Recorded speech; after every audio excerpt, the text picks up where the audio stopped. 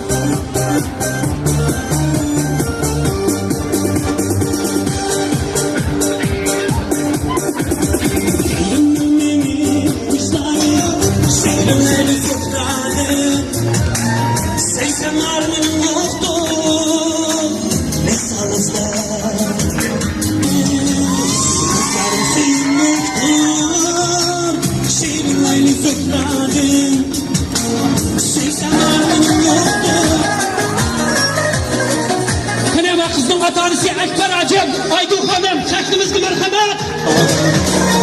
Yaman tükenme, ıhtı bayram demez mi? Günler kan boylarsa. Size tutma, egeller olsa kendini Allah. Egeller olsa kendini Allah. Ayda yılda koyu, sen